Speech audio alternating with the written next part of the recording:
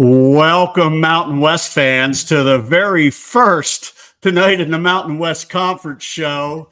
I'm joined with my special guest and maybe someday a partner in this if we can get this thing rolling, if people really like it. But Coach Tom Moser. Tom is, of course, the man who has the really solid podcast on Spotify and Apple, and also on X. He's Coach Moser. Tom, welcome.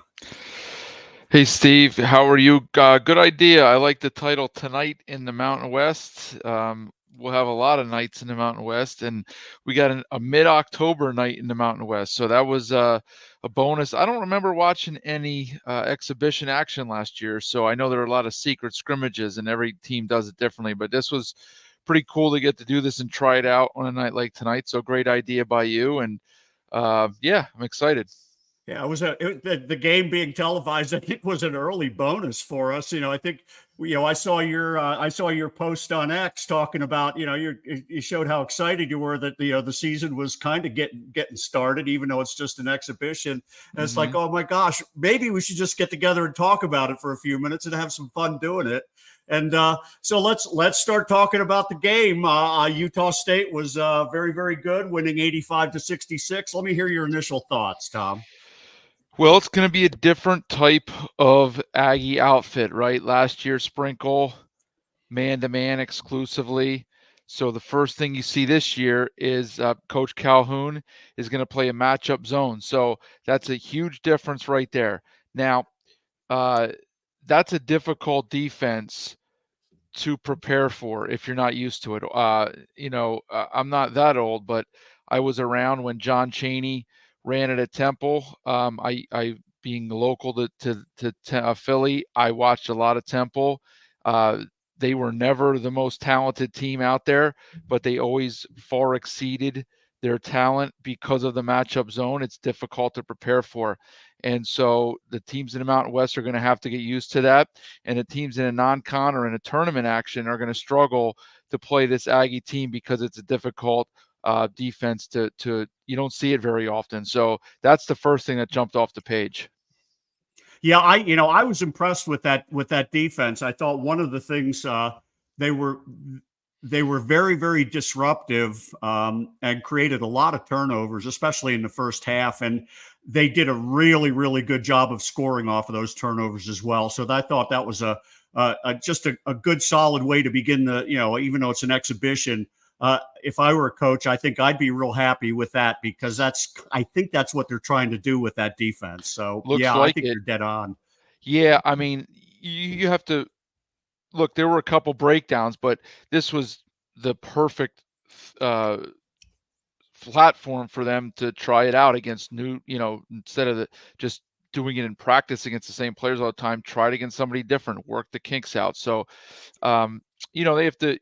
It's always more difficult to rebound out of a zone. You're going to have some breakdowns. You got to communicate very well. New players playing together. It's going to be different, but that's what this was for. They'll work on it, and it got better over the course of the game. So it was much better in the second half. Yeah, I think the other thing that might have played into that was he played 12 guys in the first half a lot. Line changes, hockey line changes and stuff, and I think we might have seen maybe a little more typical game like substitution pattern in the second half with more of the top players, and they certainly got better as the game went on. I thought they were real good pretty much the whole game. I was impressed. I thought it was a really good, solid opening performance under the lights in front of people. What did you think of them offensively? Well, they obviously want to play fast. Calhoun that's how he was at Youngstown State. I won't say they were bad defensively, but that was not their calling card at Youngstown State. They were more of an offensive-based team, so they want to get the ball and go a little bit. They have some options. I really like the Allen transfer at point guard. I think he may not be Darius Brown in terms of his shot making and his leadership. Maybe he will end up being there, but they will be more balanced. They're not going to have the horses like Brown and Osabor inside, like the inside-outside duo last year, but they have options. They got a lot of players. I like it. I don't think it's great. I think it can get better, and it's not going to be easy to run once they get into conference play. The coaches are too good, and the scouting's too good. It's not going to work as well. But Calhoun knows that, so they'll figure something out. So that's an area where they can improve, but they got options, and I like it because they have a lot, like you said, 12 deep. They got a lot of players. Yeah, I thought their guards and wings combined really, really well, not just defensively, but offensively. Falslev, Allen, Martinez, and even Akano off the bench. I thought they all looked just really, really good, flowed really well, did a good job creating, whether, for themselves in the half court and they were very, very good in transition. But very, as you said, very different team in terms of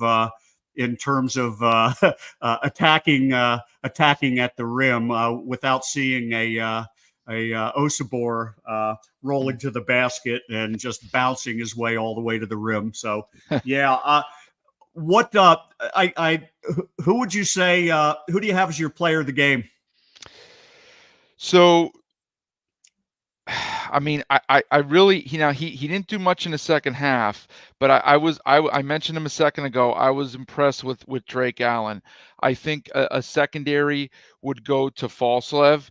Now, if you look at the stat sheet and the points, Ian Martinez was a standout with 17 points, but Falslev, I think his line was 7, 6, and 5. I think he only took 4 shots. He was out there facilitating. He ended there. So I'm looking at the stat sheet right now. He ends with 6 rebounds, 5 assists. So he wasn't really trying to score 7, 6, and 5. He was also one of the key stats for us coaches that we like to look at. He's a plus 28. Okay, so in other words, when he, like a hockey stat, when he's on the floor, Utah State won by 28 in 26 minutes. So it's hard to beat that. Drake Allen's plus minus was only 11, but he shot 4 for 5, 2 for 3 from deep. So he's not forcing shots. He had 6 assists, and you could just tell he makes that pass that not everybody can make. He's got court vision, and he's a smart player. He knows how to play. So I wasn't sure who would start at the point. Calhoun obviously saw enough in practice from Allen to make him the starter, and I can see why. I really like what he brings to the table. Yeah, I'm with you on Allen. I thought he was outstanding in the first half. He seemed to be really driving the bus on the offensive end. Falslev, like you said, plus 28 in only 26 minutes. That's a heck of a line if you're going to play 35 minutes. Yeah. And the other one, I thought Isaac Johnson was very quiet and just very efficient and very good. He hit a 3, made his free throws, had 7 rebounds, 12 points, defended reasonably well. I mean, just up and down. And I thought he had a good game. He was another one. I think he was a plus. He was only a plus 12, but I thought he was good. I get to choose. I'm going to choose the unsung hero of the game. You get player of the game. I'm going to choose unsung hero. And my unsung hero was Carson Templin. I thought he was outstanding coming off the bench. I was a little, let's just say, disappointed in Gadaretse. I didn't think he was very mobile. I didn't think he was very good defensively. He picked up a lot of fouls early. He scored at the rim, but I didn't think he looked all that polished. I think he was just bigger than Weber State inside.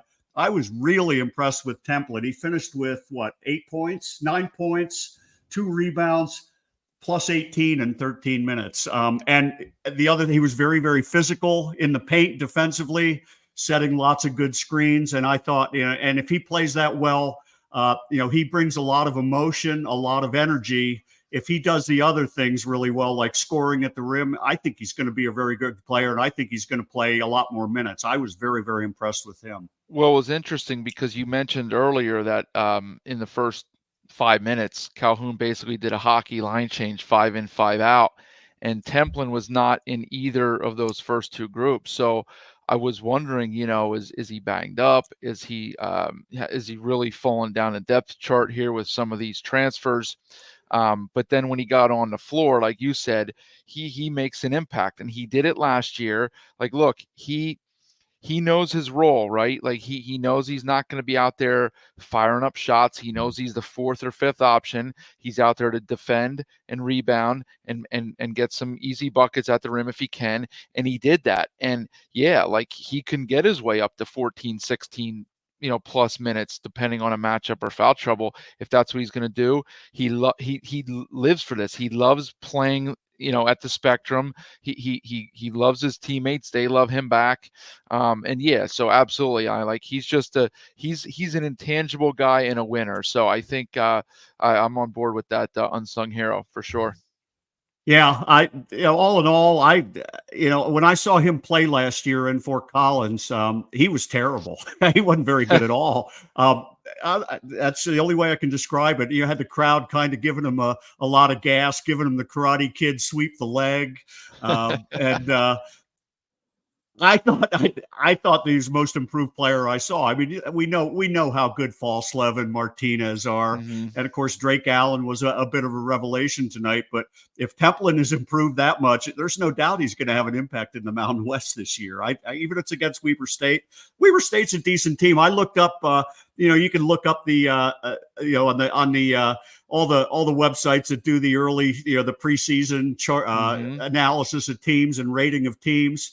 And Eric Haslam, Haslametrics.com, would have had this as a 14-point game. So Weber State isn't chopped liver. They're a decent. They're expected to be the top team in the Big Sky, which is a good conference. And for sure. And they have a guy, Dylan Jones, last year who's in the G League or whatever. He's got on an NBA roster. So, but he's gone.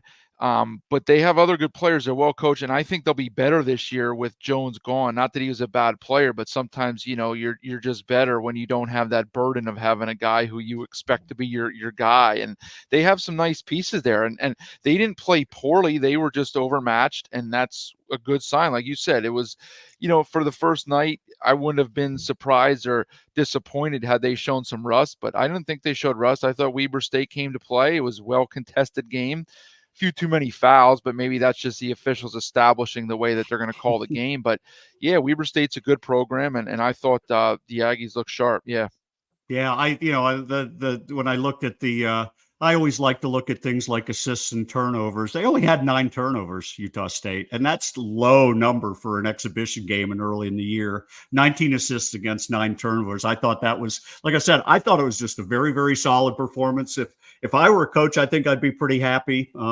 I think they have, they played 12. I think they have 9 really solid players, and I think you'll probably see them cut down to a little bit of a more normal rotation as they get as they move on into the regular season. But I thought it was a great start. So anyway. Yeah, definitely. I mean, that's what this time is for, because you can't play 12 once you're in the thick of it here. So see who can hack it, and somebody's gonna. But that's great for practice, right? I mean, it's gonna make the guys compete their butts off. So that's a good problem to have at this point. Well, any other things you want to add before we call it a night? No, I will say I sent you a message. We were texting about this because I don't know what happened. I got nervous. I thought maybe like Washington State or Oregon State sent a hacker in and they cut the feed off, because I lost the ability to watch the game on my phone or the Mountain West app or the computer. And I sent a tweet out about it, and there were some other people that felt the same. And I don't know, you had to go to a different platform. I ended up getting it. Thankfully, Utah State was streaming it on YouTube, so I watched the second half on YouTube. But I guess it's early in the year for the Mountain West Network too. Hopefully that's not a problem, because I didn't have any issues with that all last season. So hopefully it was just a one-time glitch, but it definitely wasn't showing up on my app in the second half. Well, certainly, the one thing we can all be thankful, the Mountain West Network has been superior to the Pac-12 network. That's for sure. Yeah. That's going to be an interesting transition in 2 years. We hope that that's an improved situation. That's true. Yeah. Anyway, CSU has a closed door scrimmage on Sunday against Washington State. Do you know of any others going on? I know Utah State has one scheduled against Oregon, I think next week. Do you know of any others coming in the near future? New Mexico and Santa Clara. Okay. And UNLV scrimmage with San Diego earlier today, I guess. Yeah, I saw numbers on that. I didn't see a final score. That's kind of a interesting. I don't know Yeah, why I you put. know. I saw pictures as well. You put pictures and individual Yeah, stats, but no final score. I'll That to keep me was digging and kind of. see what I can find. And I can't remember. I think I'm assuming New Mexico and Santa Clara is tomorrow, but I have to double check on that. But yeah. Well, let's do this. Let's figure out a way to stay in touch. Let's do this again. This is fun. I like doing this stuff. Recapping games like this is fun. What do you got coming up next on your podcast? So I'm gonna bring on Rocco Miller, who is this schedule master, right? Like he'll tell you, he knows everything, and he's a mid major guy, so he's out there stumping for the mid majors. He just got a new gig, doing some content stuff with a former Mountain West guy, and in fact Sean Paul, who's out there. I think it's Field of 68 who he's doing stuff with, but he's gonna, I think, do a podcast a few times a week. So he's gonna come on. We're just gonna talk about some of the important early season non-con games, and then we're also going to kind of talk about some of the other teams in non-Power 5 leagues that we should look out for, that some of our teams are going to be battling with for at-large bids way down the road. That sounds awesome. I did a show last night with Ali Farouk-Manesh. I have a fun one coming up on Monday. I have a co-host of a Monday morning show that's the top sports talk radio guy in northern Colorado, a guy named Brady Hull, and we'll be bringing on Jalen Crocker Johnson from CSU. But I'd like to, obviously, you do the best job of anybody in terms of covering the entire Mountain West. Obviously, I'd like to help with that. I like doing these kind of streams. So let's keep in touch, and let's do it down the road. Yeah, for sure. It was a good idea. I like the title tonight in the MWC. So all right, we'll do it again for sure. Thanks for coming on, Tom. Once again, final score: Utah State 85, Weber State 66. We'll be back sometime down the road. Thanks everybody for watching. Good night.